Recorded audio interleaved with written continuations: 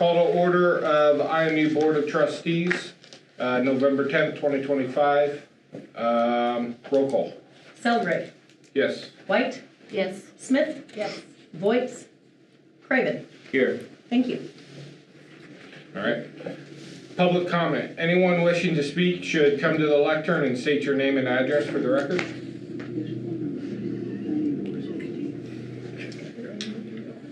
All right. No one? All right. Need a first and second motion to approve the consent agenda. Motions? So moved. Second. Approval of claims. Approval of minutes of the prior meetings.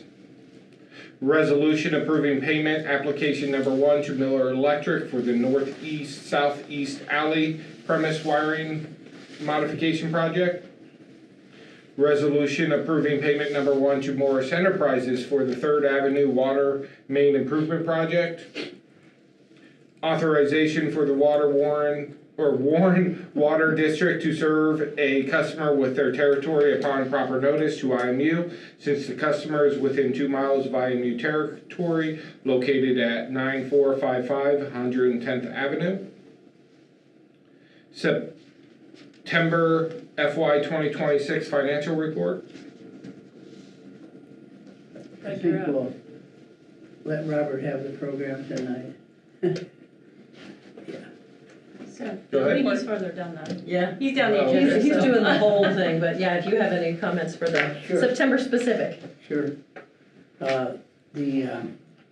Chris has notified me about, we've now changed the beginning balances or ending balances from a year ago. And I did trace them in to the monthly financial statement, and each one of them was off $1. And Robert just told me he doesn't use pennies, so that's how they get to be off a little bit. But really, through 3 months, 25% I think is the proper percentage, but other than maybe water is just a little bit under 25%. I think the rest of the revenues were very close to the 25%. And I guess I saw nothing. The expenses are pretty much in line. That would be my report. I tried to get out of it, but you guys wouldn't let me. We like you. Yeah. Thank you. Thanks. Thanks, Doug. And I guess right before, let's go ahead and do roll call. And Mr. Voights is here now. Yes. Celebrate. Yes. White? Yes. Smith? Yes. Voights? Yes. Welcome. Craven? Here. Thank you. All right. Before we go too much further, I just wanted to let everyone know, thank you, Chris Longer. She's going to retire here, I believe January, correct? Yes. So we want to wish you and good luck with your retirement, and thank you for all your hard work over the years. It's been greatly appreciated. Anyone else? I already talked to her. We went back even further. Yes. I assume we'll have a party to celebrate? We can. We We'll talk to finance. We probably need a parade. Can we do a parade for the last? Oh my gosh. It's gonna be January 23rd, so it'll be my last day, so it might, the weather might not be January conducive. too, though. Wasn't he a winter one too? Mm-hmm. Parade Thank it you. is. Yeah. Yeah, this is the 30th. Well, congratulations. Thank you. You'll sorely be missed. Appreciate that. All right, we'll go ahead and move on from there. Electric utility action items. Discussion on potential refinancing of electrical utility debt for interest savings. Alrighty, there is no action item, so this is more of just a notification for you guys. It is something that Chris, myself, and Mike Maloney keep an eye on any of our issued debt. The electric utility debt that was taken out now 8 years ago. The 8th year was the first year it's callable, so we're looking into some potential savings And in there is kind of Mike's memo about what the timing and everything might look like if we decide to capitalize on that. So just don't really have any numbers or specifics now, something we're looking at. And, you know, as we go, that'll kind of move pretty quickly, but just more of a notification, you guys, that we're looking at that. And it looks like at this point there's some money to be had from savings, and we'll pursue that as appropriate. So in Mike's memo, he said we were 25 to 35 basis points away from being in the money. Is that before the most recent rate cut, or is that after the most recent rate cut? That was, well, that's as of today, or a week ago. The memo is November 4th. That was in October, wasn't it? Yeah. The rate cut was? Yeah. Okay, so that would have incorporated the rate cut? Yeah. Okay. So if another rate cut occurred, we'd be kind of break even? Yeah.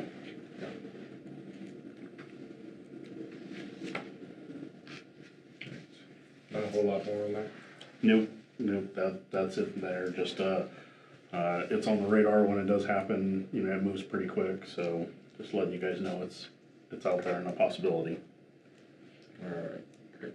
So will you put on the agenda for our next meeting to do the, public hearing? Yes, schedule all that and pursue it. Electrical utility informational items. All right, Mike's taking the day off, so I'll kind of give you some of his updates. The electric department's installing new underground infrastructure over at Scott Felton to replace some failed underground in that area. That happened a while ago. Became a priority to get that all done before the winter happens and all buried in the ground.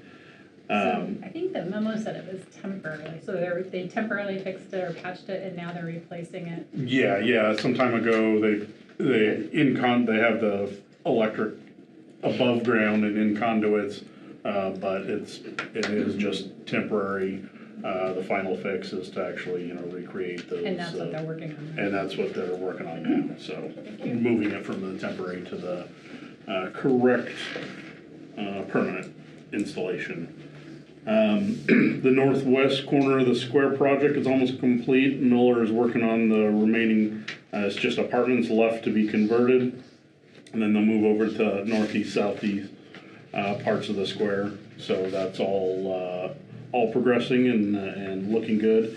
Pickard Commerce Development on Highway 92, electrical infrastructure has been completed. Working on IUC inspections and system maintenance. And on Tuesday, I did just put this out on the, some photos out on Facebook, but the electric department did pole top rescue training. A couple of fun photos to go look of our apprentices learning what it takes. So exciting times. I hope never have to actually need it, but it's good to know they know how to do it if they need to. So. And that's it. All right. Water utility action items. Need a first and second motion to approve the resolution approving a proposal for roof replacement. Motion. So moved. Second. Roll call. Celebrate. Yes. White. Yes. Smith. Yes. Voights. Yes. Craven. Yes. Thank you. Justin, I assume that was included in your capital plan for the year. So this was actually budgeted for last fiscal year. The reason it's pushed back is because I didn't want to, the lime tower got sandblasted, so instead of putting the new roof on and then them come sandblasted, so it just got pushed back. But this was budgeted for last year, just rolled into this year, but yes. Thank you. Where's Hawkeye Flat from? Are they local? I didn't see it on the documentation. Pella, I believe. Out of Pella. So yeah, so we did get the three quotes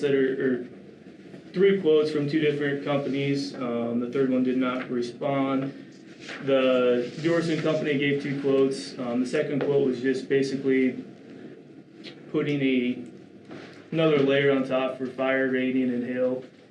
Didn't really think that was needed, so I guess recommendation would be to go with Hawkeye Flat Roof Solutions. And this is replacing the original roof on the plant and the garage. And unfortunately, we are getting it's leaking. It's leaking my office in the lab and then throughout the plant as well as in the garage. So What year was that building built? 96. 96. So it's definitely done its duty, but it's kind of just part of the plant maintenance on a 27-year-old plant. So.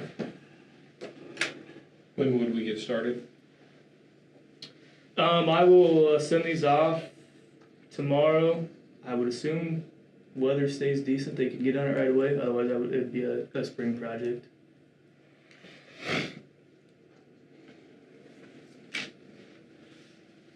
All right. No other comments? Can we use this roofer before? Have not.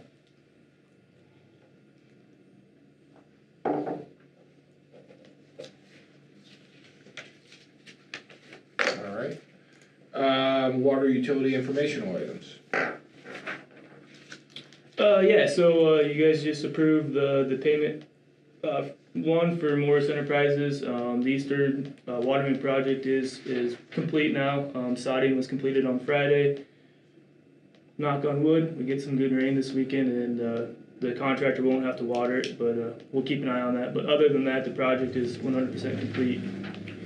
Unfortunately, again, we've had a handful of main breaks, so we've worked on restoration on those. Last Thursday did get our final concrete pour backs done, so hopefully we're done for a while. As stated in the last meeting, we did ramp up our water meter replacements, so we've been busy doing those. And then just business as usual from now. Can you say it's your birthday today? It is. Happy birthday. Thank you. Happy birthday. Thanks. 21, right? Yeah, I wish. All right. We'll go ahead and move on to communications utility informational items. Yep, we're just trying to get as much outside work as done before winter shuts us down, and with the snowflakes falling on Saturday, we were getting a little worried about that. I think we got a few more weeks out there, but it's getting down there. But the NOFA 7 South final phase splicing is going on. We're about 75% done with that. I'm hoping to get that done into this week. If not, we'll get it done beginning of next week because the NOFA 7 South letters have been sent out and we've got installs scheduled down there starting on the 19th. We got 10 of them currently booked before Thanksgiving, and we've got 3 or 4 more site surveys that we'll go do on Thursday. So we're getting pretty good response down there, which was kind of what I expected from the feedback we had gotten before. So we did pull in our first section of fiber around the square today. We got a 144 count in along the south side, so we're making progress there. Hopefully next year we can work on the west and the north side, but we at least got the 144 in. So, and then the TV project continues to move forward. I'll have some more information about that a little bit later. So.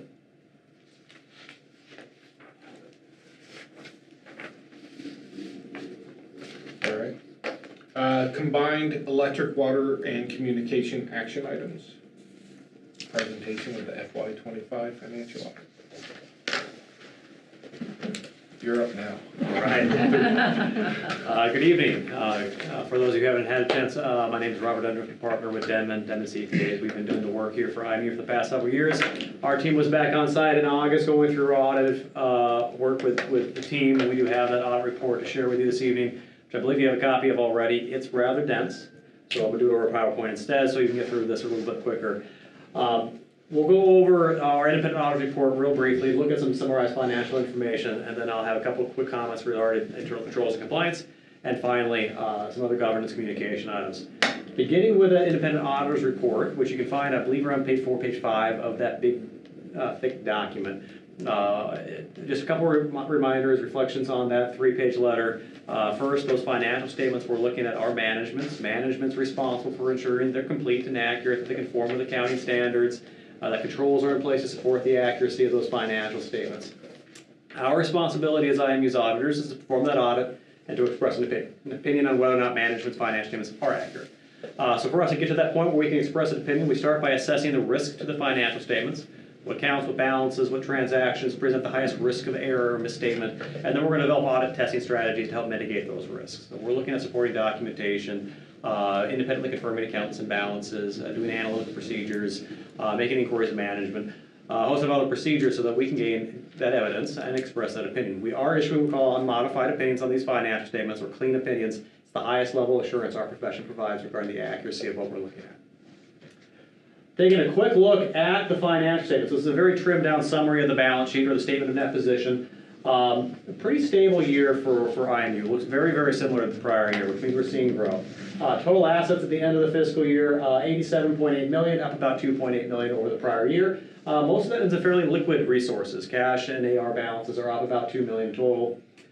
Liabilities, on the liability side, $19.9 million total liabilities, down 1.3 over the prior year as we see some payoff of long-term obligations.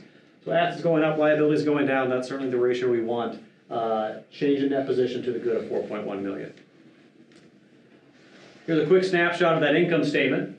Total revenues, utility revenues, $26.6 million, up about $1.4 million from the prior year. You are seeing an increase in operating costs over the year as well, which left you with a net operating income about as consistent as you could possibly make year over year, moved by all $56,000 at just short of $3.1 million. Hey Robert, what falls into that non-operating activity, that $1 million in that category? A fair bit of interest income and also capital contributions for developer or other infrastructure improvements that are being made by others outside of IMU. Okay, thank you. So again, leaves you with a change in net position of $4.1 million at the end of the year. Very, very comparable to the prior year. Taking a look at that change in net position, the net income here, giving you a quick look at the different utilities and how they share in that. The electric utility certainly is the largest, and taking up the biggest portion of it, just short of $2 million. The water and fiber also showing some healthy, positive change in net position. Fiber actually had the best change in operating income prior to those non-operating events of the past year over any of the three utilities. So all three showing good financial results. The joint utility, that administrative utility also hanging in there just fine as well. Now after those financial statements, you got a good 20 pages worth of footnote disclosures, which are a treat to read. Rather than make you read all of them though, just to highlight two items here, I will point you to note 4, which schedules out that long-term debt, that electric bonds that you were just referring to. There's some disclosures in there that reflect on those a little bit, so you can see future payoff schedules on those, interest rates that are being charged on it. At the end of the year, about $16.5 million in outstanding debt obligations with scheduled payouts through 2037. I'll also point you to note 10. The electric fiber utility, has been carrying a deficit balance since its inception, very much part of the plan, but we are required to disclose that fact that it is in a deficit position. I will point, though, to how much improvement you've seen over that year over year. $1.7 million in 2024, down to $790,000 in 2025. If you have another year like this again in 26, that comment will go away. Pivoting here a little bit, along with our responsibility to audit the financial statements, the state of Iowa does ask us to also look at compliance, and we also have some responsibilities over internal control. We don't audit controls, but we do gain an understanding of those controls during our procedures. If we identify deficiencies in controls, we have a responsibility to tell you about them, and then also those responsibilities for compliance that I mentioned there a minute ago. We did not identify any deficiencies in internal controls during the course of our audit work.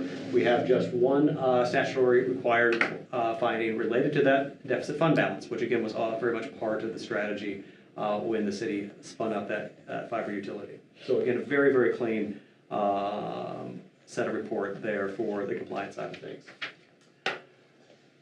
Finally, outside of that audit report, there's also a 2 or 3 page governance letter. That governance letter is our opportunity to talk to you as members of governance about things we think warrant particular attention for you as members of governance. I don't have a whole lot to report here. I will note that very top line item is actually a mistake. There was a change in accounting policy this year related to compensated absences. Every few years, our side of the profession will dictate to you guys a small change in practices and policies. There was a small change this year related to compensated absences that we've incorporated within these financial statements. It was not material to the financial statements, did not have a huge impact, but it is a slight change to the accounting practices. Outside of that, I'll point to all those notes, which is exactly what you want to hear from us from a governance perspective. We really don't have a whole lot of matters that really warrant your attention. Field work went very, very smoothly. We're very, very sorry to hear that Chris is leaving us. She's taken very good care of our team over the past several years, and we're very grateful for that. Can I answer any questions from the group about the audit?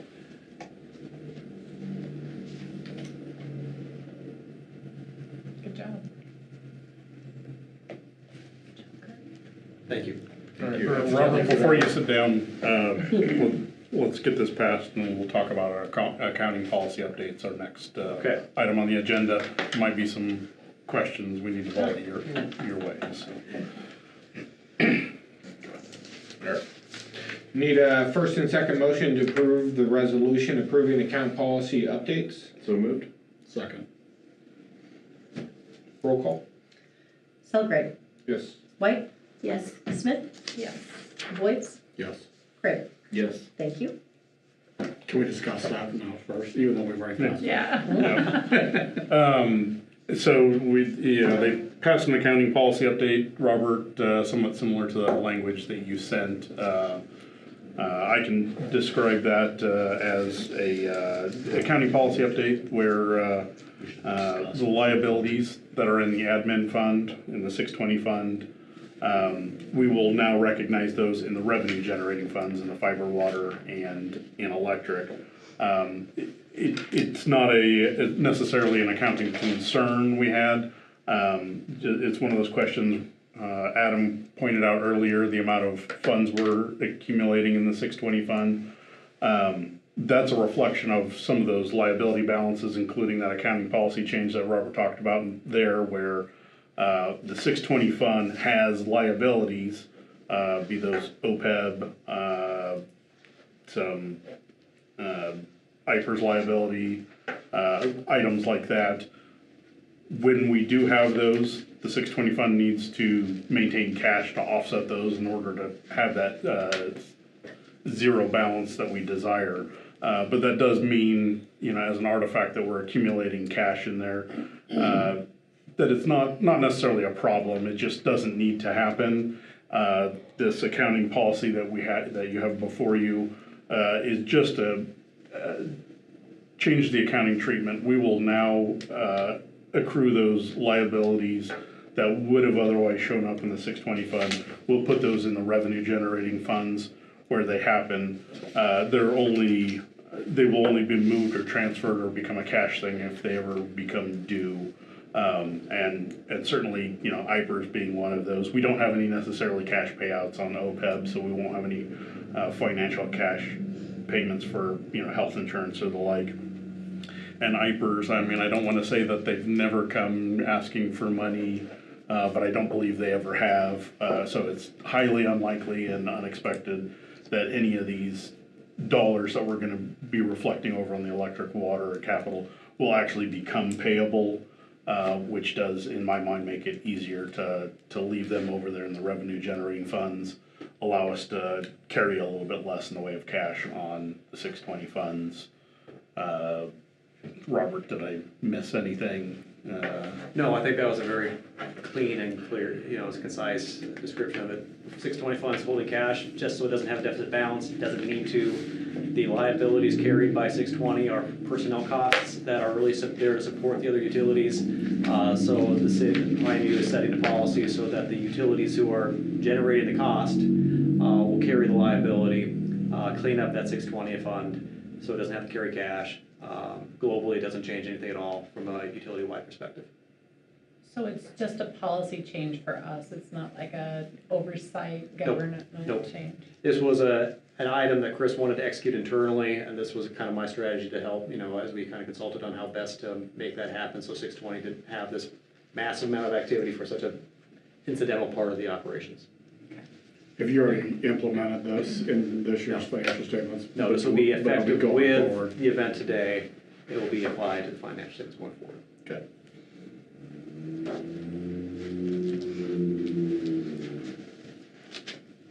All right, no other comments, questions? Okay. Combined electric, water, and communications informational items. All right, this week I was at a JOC meeting, talking about, some of the mean related, directions for the year. Got an update on their budget and actual that just came in, again, means performance year to date is, within the 0.1% off their budgets, so everything's spot on. I will be going to a board of directors meeting on the 19th and 20th of this month. We talked about Chris's retirement. The only other exciting news is our solar project is looking really, really good. We did get the gate and controls are installed, ready to start those. All the panels have been installed. The wiring's done. It looks like they're kind of making some incidental connections with some specialized wiring in between the actual panels and the wiring in the ground. There's still that left to do, and a lot of testing. So we were worried about some of the possible delays from those specialty parts showing up. Not everything has, but they do seem to be arriving on time. So that's great news. We expect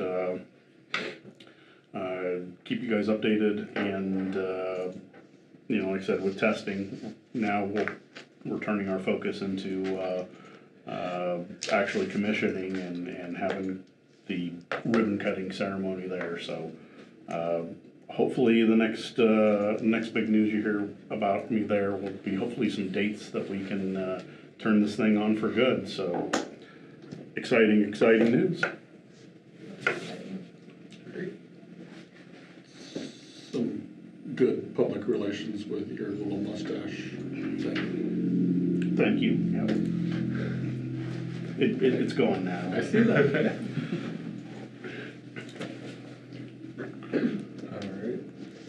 Alright. Any other business?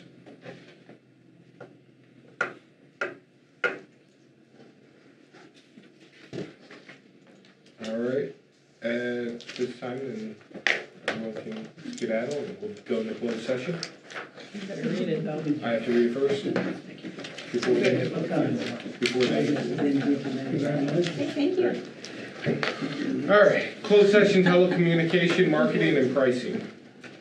Need a first and second motion to enter into closed session in accordance with Iowa Code Section 388.91 to discuss marketing and pricing strategies and proprietary information of telecommunications division whose competitive position will be harmed by public disclosure that is not required of potential or actual competitors, and no public purpose is served with such disclosure. So moved. Second. Okay. Roll call. Celebrate. Yes. White. Yes. Smith. Yes. Voight. Yes. Craven. Yes. We are in closed session.